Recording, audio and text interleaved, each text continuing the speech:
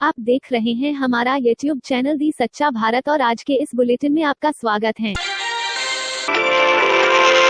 जोधपुर में जय नारायण व्यास विश्वविद्यालय में बुधवार को सिंडिकेट की बैठक से पहले छात्रों ने जमकर हंगामा किया। सिंडिकेट की बैठक में कुलपति प्रोफेसर पीसी त्रिवेदी पहुंचे। इस दौरान स्टूडेंट्स ने कुलपति प्रोफेसर पीसी त्रिवेदी की कार को घेर लिया और जमकर नारेबाजी की। दरअसल कोरोना काल के चलते स्टूडेंट्स सिलेबस में कटौती की मांग कर रहे हैं। पुलिस और स्टूडेंट्स के बीच झूमा झटकी हुई। साथ ही पुलिस ने स्टूडेंट्स को खदेड़ने के लिए हल्का बल प्रयोग किया। पाली जिले के विभिन्न हिस्सों में तैयार होने वाली कच्ची शराब के खिलाफ आबकारी ने अपने आप पूरा अभियान छेड़ दिया है। इसके तहत बुधवार शाम को आबकारी दल द्वारा सासी बस्ती में दबिश दी गई, जहां से सासी बस्ती में बन रही कच्ची शराब मौके से बरामद की गई है। आबकारी दल को मुखबिर ने सूचना दी थी कि भारी मात्रा में सासी बस्ती में शराब तैयार हो रही है।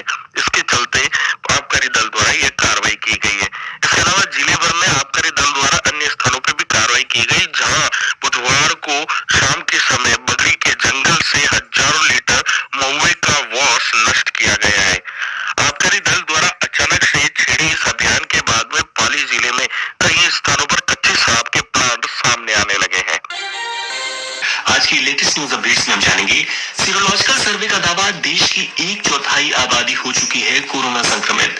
बीएसई सेंसेक्स 458 अंकों की बढ़त के साथ पहली बार 50,255 पर बंद। इंग्लिश प्रीमियर लीग में मैनचेस्टर यूनाइटेड ने साउथहैम्पटन को 9-0 से हराया। पॉप सिंगर रिहाना ने किसान आंदोलन को दिया समर्थन और ऐसी ही तमाम बड़ी खबरों पर डालेंगे नजर। तो चलिए फटाफट शुरुआत करते हैं। देश की कुल आबादी का 1/4 हिस्सा यानी 30 करोड़ लोगों में कोरोना एंटीबॉडी मिली है, यानी इतने लोग कोरोना की चपेट में आ चुके थे। यह दावा सीरोलॉजिकल सर्वे से जुड़े सूत्रों के हवाले से किया गया है। हालांकि ऑफिशियल डेटा के अनुसार भारत में अब तक 1,80,00,000 लोग कोरोना संक्रमित हो चुके हैं, जो अमेरिका के अलावा दुनिया के किसी भी देश से सबसे अधिक है।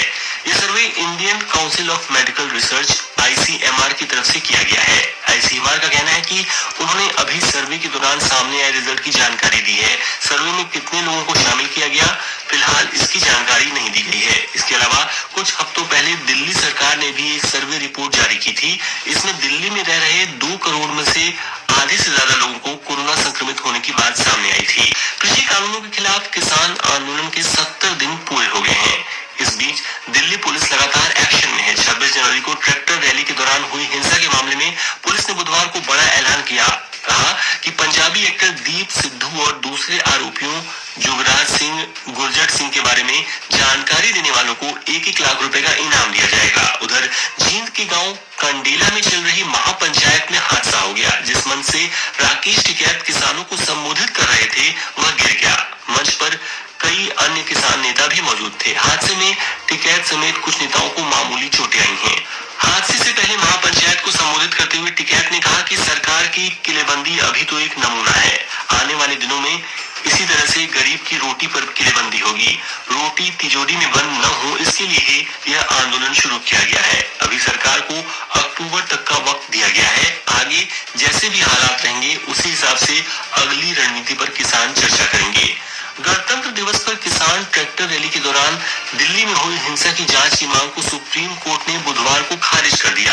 याचिकाओं में मामले की जांच रिटायर्ड जजों से कराने के लिए कहा गया था। चीफ जस्टिस एसए बोबडे ने कहा कि सरकार इस मामले में अपना काम कर रही है, जांच में कोई कमी नहीं है। सीजीआई ने आगे कहा, सरकार ने इसे काफी गंभीरता से लिया है। हमने प्रधानमंत्री का बयान भी सुना है। उन्होंने कहा है कि कानून अपना काम कर रहा है, इसलिए सरकार को इसकी जांच करने दीजिए। पाकिस्तानी सेना ने बुधवार को लाइन ऑफ कंट्रोल पर सीज फायर वायलेशन किया। जम्मू कश्मीर के राजौरी सेक्टर में की गई फायरिंग में सेना के एक जवान शहीद हो गए। अधिकारियों के हवाले से न्यूज एजेंसी ने बुधवार को देर रात इसकी जानकारी दी। संसद के बजट सेशन में सरकार किसानों के मुद्दे पर चर्चा के लिए राजी हो गई है। इसके लिए राष्ट्रपति के अभिभाषण के धन्यवाद प्रस्ताव पर राज्यसभा में चल रही चर्चा में एक्स्ट्रा टाइम को एडजस्ट किया जाएगा। पहले इस पर 10 घंटे चर्चा होनी थी। अब बुधवार और गुरुवार के प्रश्नकाल शून्यकाल को मिलाकर कुल 15 घंटे चर्चा होगी। 18 विपक्षी दलों को किसानों के मुद्दे पर भी बात रखने का मौका मिलेगा। किसान आंदोलन के दौरान पिछले दिनों #मोदी प्लानिंग फार्मर जेनोसाइड के साथ ट्विटर पर कुछ कंटेंट पोस्ट किया गया था। इस पर सरकार ने ट्विटर को कुछ अकाउंट्स को सस्पेंड करने के आदेश दिए थे। ट्विटर ने उन अकाउंट्स को सस्पेंड तो किया, लेकिन वे फिर से एक्टिव हो गए हैं। सरकार ने इस पर ट्विटर को फिर से चेतावनी दी है कि वह निर्देश मानने के लिए बाध्य है। अगर वह नियमों आदेशों का उल्लंघन करता है तो खुद के खिलाफ कानूनी कार्रवाई को न्योता दे रहा है। भोपाल में राज्य मंत्रालय की एनेक्सी बिल्डिंग 2 की वीवीआईपी हाईटेक लिफ्ट खराब हो गई। मुख्यमंत्री शिवराज सिंह चौहान सोमवार को दोपहर बाद मंत्रालय से घर जाने के लिए जैसे ही लिफ्ट के अंदर गए वह बंद हो गई। मुख्यमंत्री 3 से 4 मिनट तक लिफ्ट में फंसे रहे। इसके बाद एसडीओ विद्युत शैलेंद्र परमार और सब इंजीनियर मनोज यादव को सस्पेंड कर दिया गया। पश्चिम बंगाल में विधानसभा चुनाव से पहले भाजपा और तृणमूल में सियासी उठापटक का सिलसिला जारी है। भाजपा के राष्ट्रीय उपाध्यक्ष मुकुल रॉय के साले सृजन रॉय बुधवार को तृणमूल कांग्रेस टीएमसी में शामिल हो गए। इससे पहले सृजन 2 साल तक बीजेपी के सदस्य थे। एरो इंडिया शो 2021 बेंगलुरु में बुधवार को शुरू हुआ।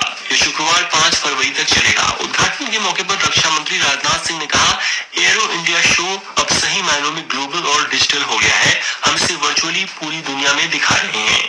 महाराष्ट्र के वर्धा में बुधवार सुबह एक स्टील प्लांट में बॉयलर फटने से 35 लोग घायल हो गए। घायलों में कुछ की हालत बेहद गंभीर बताई जा रही है। हादसा सुबह करीब 10:30 बजे हुआ। बॉयलर में ब्लास्ट होने से जलता हुआ कोयला कर्मचारियों के ऊपर आ गिरा। हादसे में 7 मजदूर 50% से ज्यादा जल गए हैं।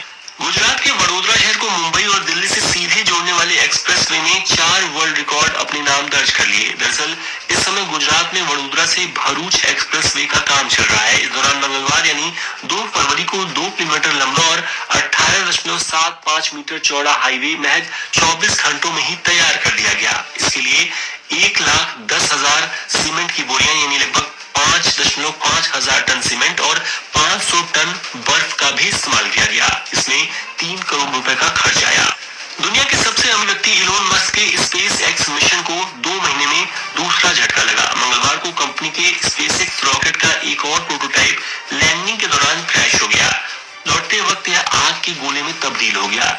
इससे पहले दिसंबर में कंपनी का स्टारशिप रॉकेट भी इसी तरह हादसे का शिकार हुआ था। अब सुनते हैं बिजनेस वर्ल्ड की लेटेस्ट न्यूज। देश की दूसरी सबसे बड़ी टेलीकॉम कंपनी भारती एयरटेल ने दिसंबर तिमाही के नतीजे पेश किए। कंपनी को तीसरी तिमाही में 853 करोड़ रुपए का शुद्ध मुनाफा हुआ है, जबकि पिछले साल की समान तिमाही में कंपनी को 1035 करोड़ रुपए का घाटा हुआ था।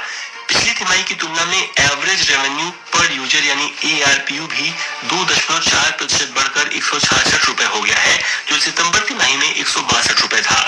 शेयर बाजार बुधवार को लगातार तीसरे दिन बढ़त के साथ बंद हुआ।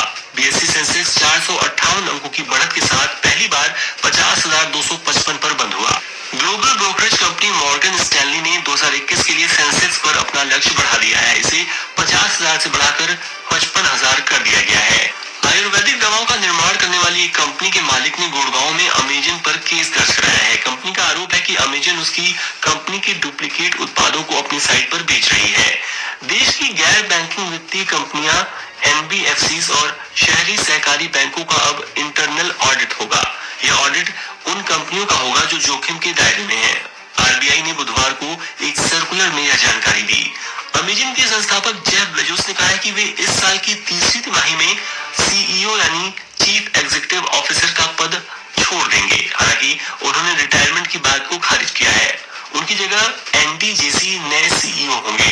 बेजोस अब बोर्ड के कार्यकारी अध्यक्ष चुने गए हैं। फोर्ड और गूगल ने 6 साल की रणनीतिक साझेदारी की घोषणा की। इसके तहत 2023 से फोर्ड की सभी कार और ट्रकों की इंफोटेनमेंट स्क्रीन में गूगल का एंड्रॉयड ऑपरेटिंग सिस्टम इंस्टॉल किया जाएगा। अब सुनते हैं खेल जगत के मुख्य समाचार। इंग्लैंड के खिलाफ 5 फरवरी से शुरू हो रही 4 टेस्ट मैचों की सीरीज भारत के लिए ऐतिहासिक साबित हो सकती है। अगर भारतीय टीम इस सीरीज के 2 टेस्ट जीतने में सफल हो जाती है तो वह इस सदी में 100 टेस्ट जीतने वाली एशिया की पहली टीम बन जाएगी। इंग्लिश प्रीमियर लीग में मैनचेस्टर यूनाइटेड ने साउथहैम्पटन को 9-0 से हराया। यूनाइटेड ने प्रीमियर लीग में सबसे बड़ी जीत के अपने ही रिकॉर्ड की बराबरी की। 25 साल पहले 1995 में यूनाइटेड ने ही इप्सविच टाउन को 9-0 से हराया था। क्रिकेट ऑस्ट्रेलिया ने कोरोना महामारी के बीच स्वास्थ्य और सुरक्षा जोखिम का हवाला देकर दक्षिण अफ्रीका का दौरा स्थगित कर दिया। इस पर इंग्लैंड के दिग्गज बल्लेबाजों में शुमार केविन पीटरसन ने ऑस्ट्रेलिया के फैसले पर सवाल उठाए। उन्होंने पूर्व कप्तान माइकल वॉन ने भी सोशल मीडिया पर पूछा कि जिस तरह ऑस्ट्रेलिया ने साउथ अफ्रीका का दौरा स्थगित किया, क्या भारत जैसे क्रिकेट के ताकतवर देश के खिलाफ वह ऐसा कर सकता था? भारतीय तेज गेंदबाज जयदेव उनादकट मंगलवार को शादी के बंधन में बंध गए। उन्होंने पेशे से वकील रेनी के साथ अपने करीबी रिश्तेदारों और खास दोस्तों की मौजूदगी में गुजरात के आणंद शहर में एक रिजॉर्ट में 7 फेरे लिए। अवैध मादक पदार्थों की रोकथाम हेतु देसूरी थाना अधिकारी सुरेश चौधरी के नेतृत्व में नाकाबंदी के दौरान पाली जिले के देसूरी पुलिस को मिली सफलता। 7 लाख रुपए के साथ 2 युवकों को किया गिरफ्तार। देसूरी हरिओम आश्रम के पास नाकाबंदी के दौरान देसूरी थाना अधिकारी सुरेश चौधरी ने की कार्रवाई। युवक स्कॉर्पियो जीप में सवार होकर जोधपुर से देसूरी की तरफ आते वक्त की कार्यवाही। पूछताछ में संतुष्ट जवाब नहीं देने पर तलाशी में 7 लाख रुपए किए बरामद। जिला प्रमुख रेशमी सिंह का सोजत रोड पहुंचने पर अनिल कुमार व्यास पंचायत समिति सदस्य के नेतृत्व में भाजपा कार्यकर्ताओं ने किया भव्य स्वागत। इस दौरान व्यास ने क्षेत्र के सहायक अभियंता कार्यालय जलदाय विभाग को यथावत रखने की मांग की। राजस्थान में दौसा के एसपी रहे मनीष अग्रवाल को एसीबी ने बुधवार को कोर्ट में पेश कर दिया।